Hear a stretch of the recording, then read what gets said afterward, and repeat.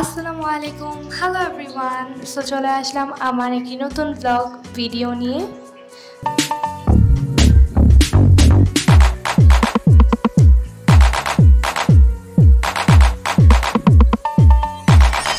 তো চলো শুরু করা যাক আমার আজকের এই ভিডিওটা। সো আজকে বিকেলবেলা দেখি যে শরবত বানাবো। আজকে মানে হচ্ছে ইফতারে আমি হচ্ছে বেলের শরবত বানাবো, দুইটা পদ্ধতিতে বেলের শরবত বানাবো। সো এসেই দেখি আজকে আমার গোলাপ গাছে কি সুন্দর গোলাপ ফুল ধরে আছে। আর এই গোলাপ ফুলগুলো আমার বেশ ভালো লাগে, স্মেলটা আমার অনেক বেশি ভালো লাগে। আর এই যে তোমাদের সাথেও শেয়ার করছি, দেখো কি সুন্দর আমার কাছে ফুল ফুটেছে, গোলাপ ফুল আর একটা হচ্ছে নয়নতারা ফুল। সো চলো এখন রেসিপিটা শুরু করা যাক, বানানো মানে শরবতের রেসিপি।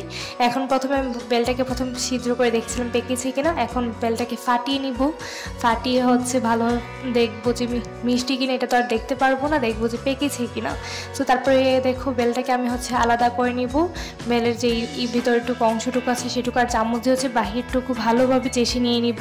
আর বিচি থাকলে কয়েকটা হাত দিয়ে ফেলে দিব আমি। আর তারপরে হচ্ছে হালকা হাত দিয়ে মেখে তারপরে হচ্ছে একটু সামান্য, এখন আমি হচ্ছে ভালোভাবে মেখে হচ্ছে সামান্য একটু পানি অ্যাড করব এটার সাথে। দেন তারপর হচ্ছে এটা চালু নিয়ে এটাকে ভালোভাবে চেলে আমি সাইড করে ফেলবো।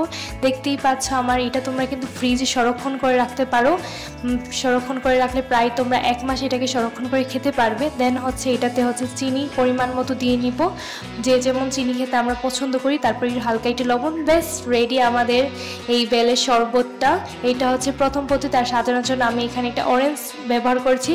আমি লেবু দিয়েও ছবি তুলেছি, তোমরা চাইলে লেবু ইউজ করতে পারো সাজানোর জন্য। যে কোনো একটা জিনিস ইউজ করা যায়, হাতের কাছে যেটা তোমরা পাবে সেইটাই।